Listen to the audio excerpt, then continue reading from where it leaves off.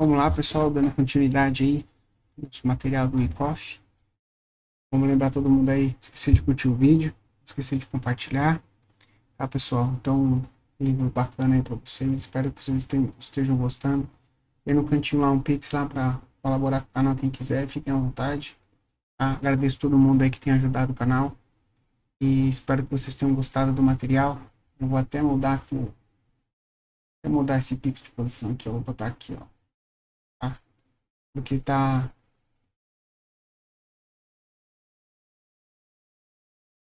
tá em cima do título ali, ó. Opa, aqui. Deixa eu salvar aí. Tá.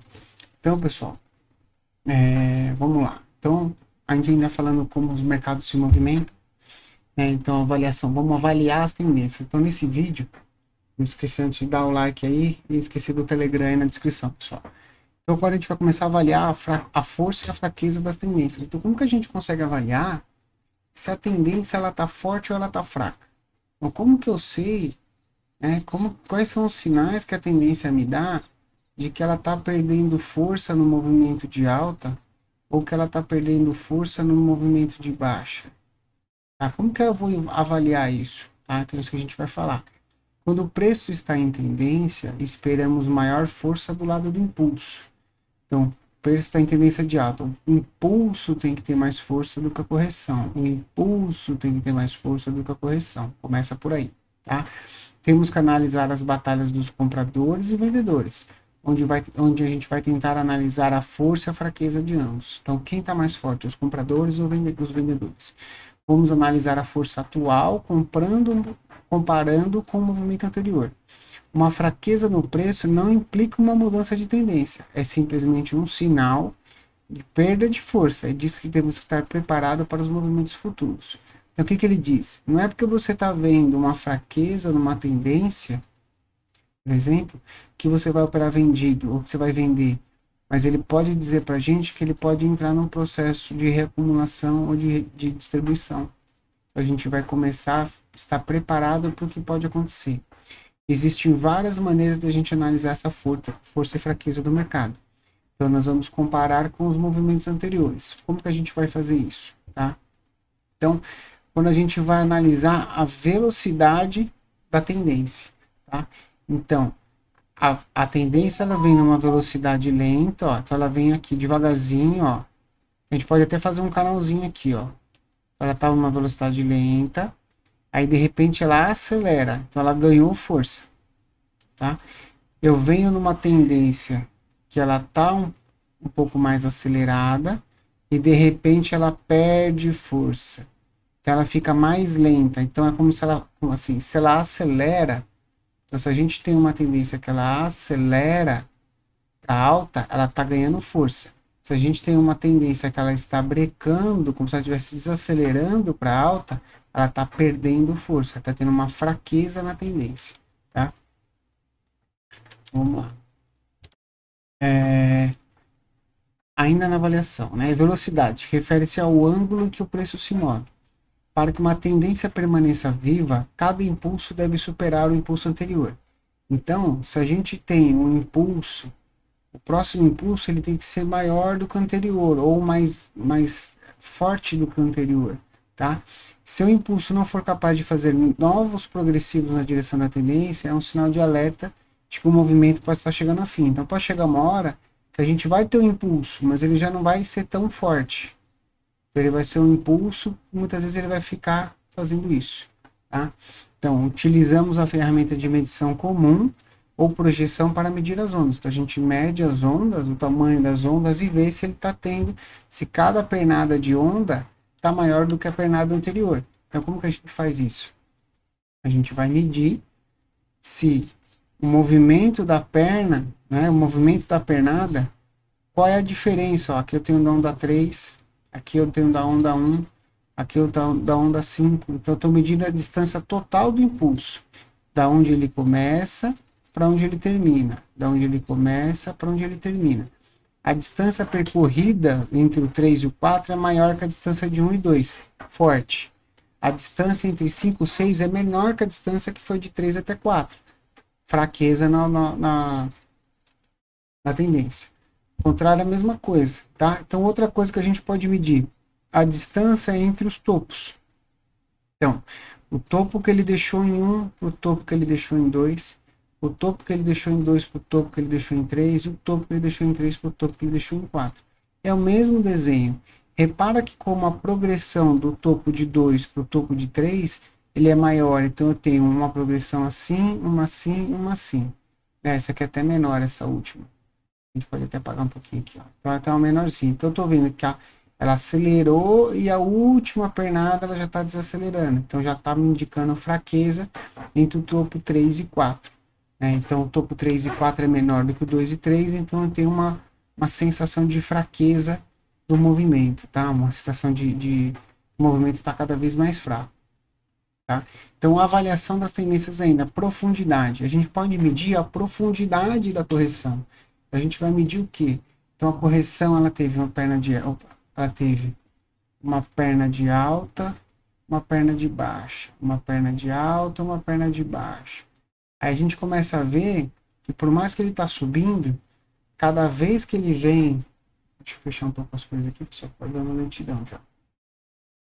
A gente começa a ver que cada vez que ele vem mais para baixo, cada vez que ele corrige mais, essa perna de baixa, ela é mais profunda do que a perna anterior. Então a gente vai conseguir identificar isso também. Também tem 500 planilhas abertas aqui do banco. Deixa eu fechar um pouco as coisas aqui, pessoal.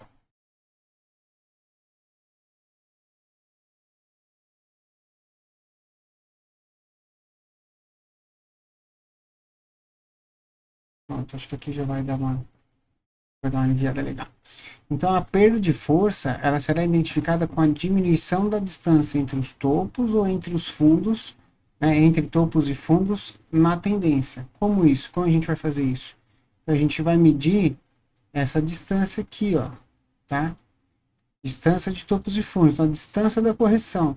Então, se a distância das correções forem maiores, então se essa a 4 for menor, como a correção é menor, o movimento de venda é menor, significa que a tendência está mais forte. De 5 a 6, a correção foi maior, então significa que a tendência está menos forte. Não quer dizer que a gente não vá comprar, mas quer dizer que pode ser um problema para a gente. Deixa eu fechar o plot. Pode ser um problema para a gente comprar porque a tendência está fraca. Mas olha aqui em 4, como ele corrigiu um pouquinho. Então aqui eu posso ter um movimento mais forte de tendência. Tá? Então isso pode gerar um movimento ascendente interessante para a gente. Né? Agora, avaliando novamente as linhas. As linhas determinam os intervalos e definem o ângulo de avanço de uma tendência. Então, quando a gente tem uma linha de tendência de alta, a gente vai ter uma linha de tendência de alta, esse ângulo que a gente está falando aqui, ó, ele indica para a gente também a força da tendência. Isso é um grande auxílio visual para análise.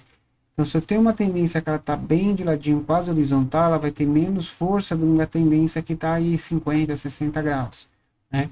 Sendo muito úteis para avaliar saúde no movimento, tanto para identificar quando o preço atinge uma condição de exaustão, como para valorizar uma possível virada ou giro do mercado. Então, se a linha de tendência está muito inclinada, isso aqui é um processo de exaustão. Então, já a gente vai ter uma reversão nesse movimento, a gente já vai ficar esperto. Em geral, elas nos ajudam a prever níveis de apoio e resistente para esperar o preço. Então, se eu tenho uma linha de tendência, eu sei o que? Que o preço ele vai esticar e vai vir na minha linha de tendência. Vai esticar, vai vir na minha linha de tendência. Vai esticar na minha linha de tendência. Então, eu tenho aqui um ponto de suporte, um ponto de apoio, ou um ponto de resistência, no caso de uma tendência de baixa, que vai servir para mim de resistência no movimento onde eu vou procurar minhas operações na baixa aqui e na alta por aqui. Em geral, né, eles fazem isso. Ao mesmo tempo, uma abordagem ou toque dessas linhas sugere uma busca de sinais adicionais para buscar uma reversão, oferecendo diversas oportunidades operacionais. Então, aqui a gente pode ter sinais de reversão, né, que a gente pode estar procurando sinais, por exemplo, de reversão. Tá? Quanto mais toques a linha tiver, mais validade terá a análise. Então, se você olha aquela tendência que ele está lá, um tempão, um tempão, um tempão. Eu tenho vários toques aqui. Quanto mais toques eu tiver nessa linha, mais validade vai ter essa análise, essa tendência mais forte vai ser essa tendência e essa linha de suporte para você, tá? Quando o preço penetra na linha, tá? Deixa eu voltar aqui, ó. Isso pode ser topos, fundos, laterais, tá? Tá ali, mas já vou mostrar para vocês. Pode ser linha de tendência de alta, linha de tendência de baixa, tá? Então, ó, quando os preços penetram numa linha, a gente deve permanecer alerta e estar preparado para agir. Dependendo da posição onde ocorre essa quebra, essa violação, bem como a própria violação, a gente pode sugerir diferentes cenários. É necessária uma compreensão profunda do que o preço está fazendo, do que está acontecendo, do volume, para a gente poder determinar os cenários prováveis e com isso operar. Linhas horizontais. Uma linha horizontal identifica uma antiga zona de desequilíbrio entre oferta e procura. O que é o desequilíbrio? Quando a gente tem mais oferta do que procura, o preço cai. Quando a gente tem mais procura do que oferta, o preço sobe. Quando a gente tem essa linha, a gente teve um desequilíbrio dessa demanda aqui. Porque quando tem um desequilíbrio dessa demanda, ela tende a ir para um dos lados. Então é uma região importante onde houve esse desequilíbrio, tá? Quando uma linha serve tanto como resistência ou como suporte, ela é conhecida como linha de eixo.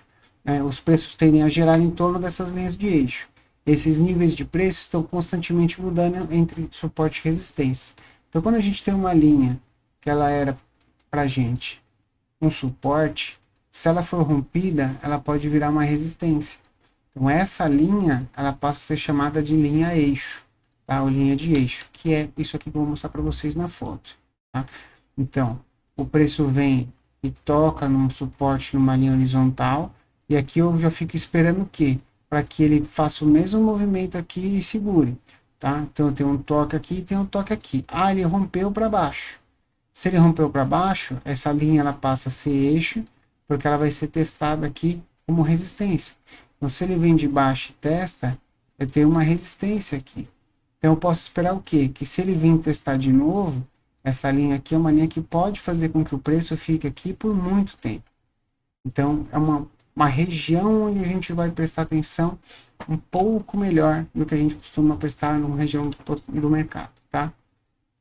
Então, as linhas de demanda, né, que são as linhas de tendência de alta, e as linhas de tendência descendente, que são as linhas de oferta. Então, é a linha onde vai entrar demanda e a linha onde vai entrar oferta, tá? Então, as linhas de tendência. Após identificar a natureza da tendência, após a gente identificar se é uma tendência de alta ou de baixa, o próximo passo é construir uma diretriz para aproveitar o movimento. Então, quando a gente identificar que é uma tendência de alta, o que a gente vai fazer? Eu vou traçar uma linha para identificar a diretriz, que são os dois pontos de preço, para eu ter uma diretriz aqui de preço futuro. Desde que o preço se mantenha dentro dos níveis estabelecidos, disse que o movimento é saudável e que é apropriado considerar manter ou adicionar posições. Então, enquanto ele se mantém dentro desse eixo, dessa linha, eu posso ir adicionando posição e pegando as próximas pernas de alta, tá? Quebrar uma linha, quando o preço se aproxima de uma linha de tendência, então eu tenho uma linha de tendência, vamos ficar devagarzinho, tá, pessoal? Tem uma linha de tendência e o preço ele vem se aproximando dessa linha de tendência, tá? Existe uma ameaça de quebra dessa linha de tendência. Isso significa que a força da tendência pode se esgotar.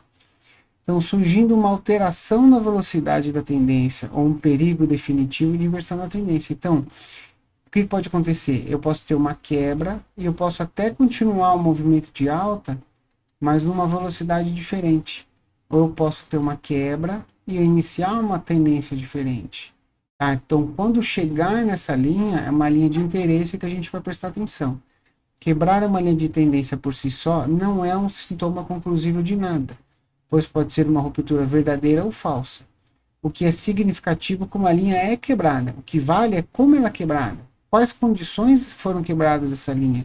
E o que aconteceu no comportamento que precedeu essa linha? Então, se eu tenho uma quebra direta dessa linha, é uma coisa. Se eu tenho uma quebra indireta, é outra coisa. Se eu tenho uma quebra, por exemplo, sem volume, é uma coisa, porque ela pode voltar com volume. Então, eu tenho uma série de coisas que a gente vai aprender a identificar para a gente identificar se é um momento ideal da gente tomar risco nessa operação ou não, né? Então, para terminar linhas de tendência, sobre essas condições é necessário reposicionar as linhas de tendência para se adequar ao novo ângulo definido, né? Por essa razão, não se deve aceitar o simples fato de quebrar a linha de tendência é uma inversão de mesma. Por quê? Porque eu posso ter o que eles chamam de ventilador, que eu tenho uma tendência, que ela estava seguindo uma tendência aqui. Então, eu tenho uma linha de tendência. Ela pode vir para cá e continuar um movimento de alta aqui. O que eu vou ter? Eu vou ter uma segunda linha de tendência aqui. Ela pode quebrar, então ela vai desacelerando, mas ela pode continuar ainda com movimento de alta. Eu posso ter uma terceira linha aqui, eu posso ter uma quarta linha aqui. Então eu posso ter várias linhas de tendência e o movimento continuar de alta, mas ele desacelerar. Então isso é importante a gente saber antes de começar a fazer as coisas. Tá? Canais de tendência.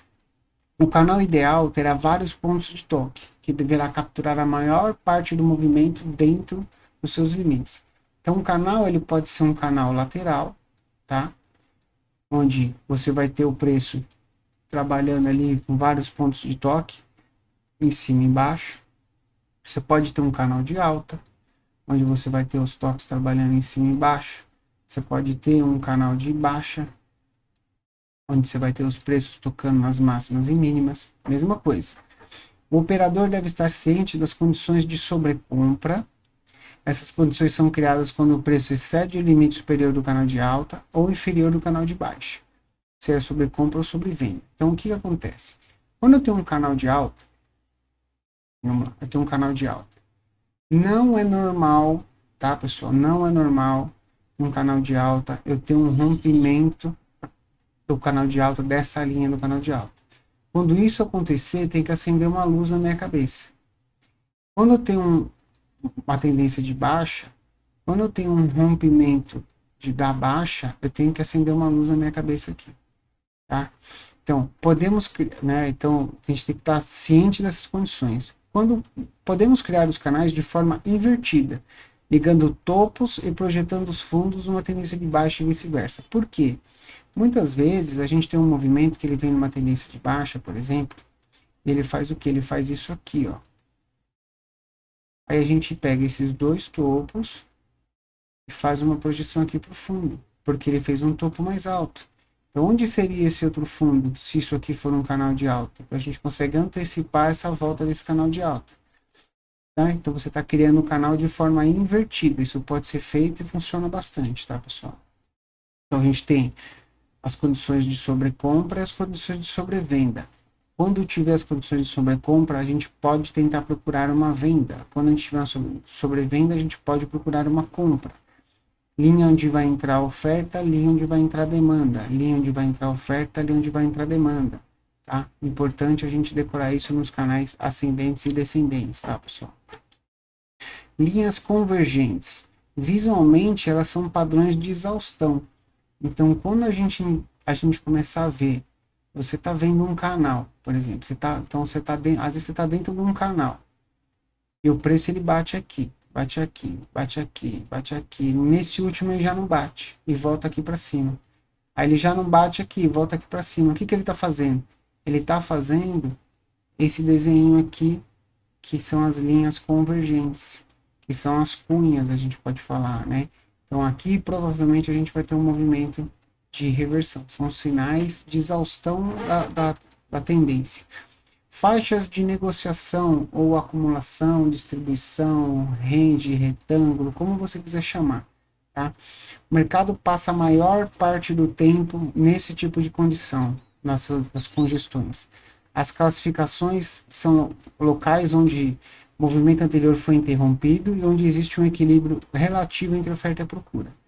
Então, a gente tem um movimento de baixa, onde a gente vai ter um movimento lateral de acumulação, depois um movimento de alta.